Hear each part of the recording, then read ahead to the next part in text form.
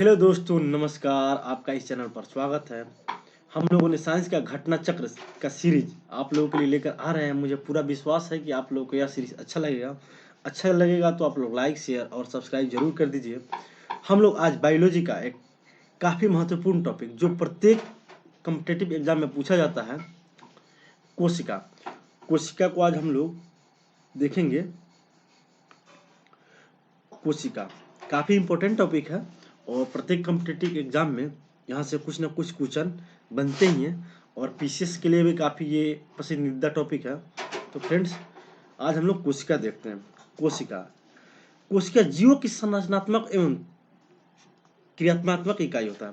ये कोशिका है ना, जीवधारियों की फंक्शनल एंड स्ट्रक्चरल इकाई है। इसमें प्रायः स्वतः जनन की क्षमता होती है। कोशिका सिद्धांत जो सेल थ्योरी का प्रतिपादक स्लाइडेन तथा स्वान थे। जो सेल थ्योरी का प्रतिपादन किया गया जिस वैज्ञानिक के द्वारा, उनका नाम स्लाइडेन और स्वान था। जीवधारियों में दो प्रकार की कोशिकाएं पाई जाती है। एक होता है यूकेरियोटिक कोशिका और दूसरा प्रोकैरियोटिक, मतलब प्रोकैरियोटिक कोशिका और यूकेरियोटिक कोशिका।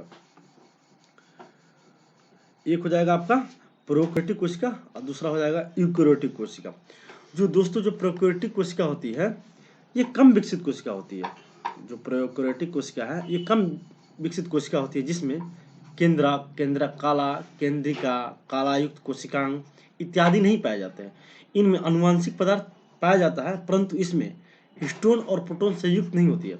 अर्थात एक कोशिका के विकास की प्रथम अवस्था है। इसमें राइबोसोम उपस्थित होते हैं और इस प्रकार की कोशिकाएं जीवाणु और नील हरित शैवालों में पाई जाती है। अर्थात आपसे क्वेश्चन बनेगा कि जीवाणु और नील हरित शैवालों में किस प्रकार की कोशिकाएं पाई जाती है, तो इसका आपका आंसर हो जाएगा प्रोकैरियोटिक कोशिका। प्रोकैरियोटिक कोशिका में क्या क्या अनुपस्थित होता है, अर्थात इसमें केंद्रक कला, केंद्रिका, कालायुक्त कोशिकांग, हिस्टोन, प्रोटॉन संयुक्त नहीं होती, अर्थात ये सब के सब उपस्थित होती है। इसमें उपस्थित होता है राइबोसोम उपस्थित होता है। हम लोग चलते हैं ये 2 नंबर पे चलते हैं हम लोग। यूकेरियोटिक कोशिका, ये पूर्ण विकसित कोशिका होता है। इसमें पूर्ण विकसित केंद्रक, पूर्ण विकसित केंद्रिका, कलायुक्त कोशिकांग इत्यादि उपस्थित होते हैं। इन कोशिकाओं में हिस्टोन प्रोटॉन संयुक्त रूप से पाया जाता है। इस प्रकार की कोशिकाएं पेड़ पौधा, जंतुओं, कुछ शैवाल इत्यादि में भी पाई जाती हैं। पादप कोशिका जो आप लोग प्लांट देखते हैं, प्लांट सेल, जंतु कोशिका से भिन्न होती है। जो प्लांट सेल होती है वो जंतु कोशिका से भिन्न होती है। किस प्रकार से भिन्न होती है? क्योंकि इसकी कोशिका में बाह्य आवरण जो होता है ना, सेल वाल, जो बाह्य आवरण होता है कोशिका भित्ति कहलाता है, जो कि हरे पौधों में मुख्यतः सेल्यूलोज से निर्मित होता है। जो पादप कोशिका होती है वो जंतु कोशिका से इस प्रकार भिन्न होती है कि इस कोशिका में जो बाह्य आवरण होता है, सेल वाल जिसे कहा जाता है, जो हरे पौधों में मुख्यतः सेल्यूलोज से निर्मित होता है, जबकि जंतु कोशिका में ये जो कोशिका भित्ति है का अभाव होता है। अर्थात यहाँ पे क्वेश्चन पाया जाए कोशिका भित्ति किसमें उपस्थित होता है, पादप कोशिका में कि जंतु कोशिका में, तो आपका आंसर होना चाहिए पादप कोशिका में। इसके अलावा जंतु कोशिका में हरित लवक अनुपस्थित होता है, जो कि पादप कोशिकाओं में पाया जाता है। अर्थात हरित लवक भी किसमें पाया जाता है, तो केवल पादप कोशिकाओं में पाया जाता है, जबकि जंतु कोशिका में हरित लवक अनुपस्थित होता है।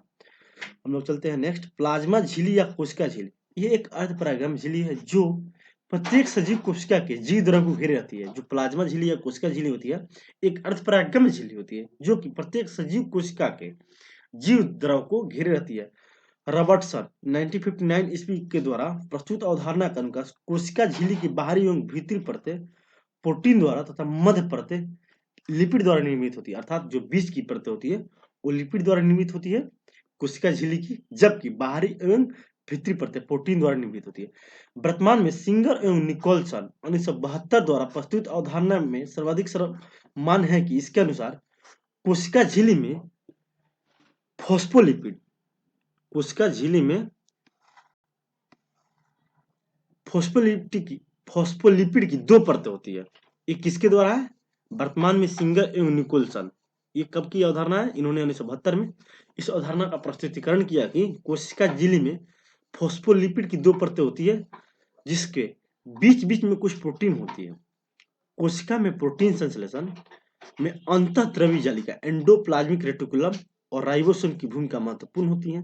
एक अंतःद्रवी जालिका की कला में राइबोसोम लगे होते हैं तथा ए राइबोसोम प्रोटीन संश्लेषण के निर्माण स्थल होते हैं। अर्थात राइबोसोम प्रोटीन संश्लेषण के निर्माण स्थल होता है। राइबोसोम को प्रोटीन की फैक्ट्री कहा जाता है। क्वेश्चन बनेगा राइबोसोम की प्रोटीन की फैक्ट्री कहा जाता है। ये राइबोसोम प्रोटीन की फैक्ट्री किसे कहते हैं, तो राइबोसोम के। ये यूपीएससी के काफी फेवरेट क्वेश्चन है और बीपीएससी में ही कई बार कुछ क्वेश्चन को पूछा जा चुका है। माइटोकॉन्ड्रिया जीवाणु एवं नील हरित सवालों को छोड़कर से सभी सजीव पादप एवं जंतु कोशिकाओं के कोशिका द्रव में बिखरे हुए कलायुक्त कोशिकांग श्वसन की क्रिया प्रत्येक जीवित कोशिका की कोशिका द्रव एवं माइटोकॉन्ड्रिया में संपन्न होती है। श्वसन से संबंधित प्रारंभिक क्रियाएं कोशिका द्रव में तथा शेष क्रिया माइटोकॉन्ड्रिया में होती है। चूंकि क्रिया के अंतिम चरण में ही अधिकांश ऊर्जा उत्पन्न होती है, इसलिए माइटोकॉन्ड्रिया को कोशिका का श्वसन अंग या पावर हाउस कहा जाता है। कोशिकीय श्वसन में अंतिम एटीपी एडिनोसिन ट्राइफॉस्फेट एटीपी अणुओं को उत्पन्न करने वाला पद क्रेब्स चक्र, क्रेब्स साइकिल है। यह चक्र कोशिका में माइटोकॉन्ड्रिया में संपन्न होते हैं। इस चक्र को खोज हैंस क्रेब्स ने किया 1937 में। क्लोरोप्लास्ट, जो क्लोरोप्लास्ट है, क्लोरोप्लास्ट में सौर ऊर्जा एटीपी में बदलती है। क्लोरोप्लास्ट में सौर ऊर्जा एटीपी में बदलती है और क्लोरोप्लास्ट एक पादप कोशिकांग है जो पर्णहरित या क्लोरोफिल नामक एक प्रोटीनयुक्त जटिल रासायनिक यौगिक पाया जाता है। यह पर्ण पत्ते के हरे रंग का कारण होता है। गोल्जी का या गोल्जी कॉम्प्लेक्स या गोल्जी उपकरण के नाम से भी जाना जाता है। इसका सर्वप्रथम अन्वेषण कैमिलो गोल्जी 1898 में किया था। इसकी क्रियात्मक इकाई को सिस्टर्न कहते हैं। गोल्जी बॉडी या गोल्जी कॉम्प्लेक्स या गोल्जी उपकरण के नाम से भी जाना जाता है। गोल्जी बॉडी को गोल्जी कॉम्प्लेक्स या गोल्जी उपकरण के नाम से भी जाना जाता है। इसका सर्वप्रथम अन्वेषण कैमिलो गोल्जी ने 1898 में किया था। इसकी क्रियात्मक इकाई को अर्थात गोल्जी बॉडी की क्रियात्मक इकाई को सिस्टर्न कहते हैं। सिस्टर्न किसकी फंक्शनल इकाई है? सिस्टर्न है ये गोल्जी बॉडी की फंक्शनल इकाई है। लाइसोसोम की कोशिका की आत्महत्या की थैली कहते हैं। लाइसोसोम को कोशिका की आत्महत्या की थैली सुसाइडल वे कहते हैं। इसमें बहुत से जल अपघटनीय एंजाइम पाए जाते हैं जो अम्लीय माध्यम से कार्य करते हैं। ये एंजाइम लाइसोसोम की कला के फट जाने पर बाहर आ जाते हैं तथा कोशिका के सभी घटकों को जल अपघटन क्रिया द्वारा पचा डालते हैं। केंद्र की खोज रॉबर्ट ब्राउन ने 1831 में की थी। एक कोशिका में प्राय एक केंद्रक होते हैं। यूकेरियोटिक कोशिका में इसे कोशिका का नियंत्रण केंद्र कहा जाता है। इसमें आनुवंशिक पदार्थ डीएनए पाए जाने के कारण इसका प्रमुख कार्य जीवों के पैतृक लक्षणों को संतान में भेजना है।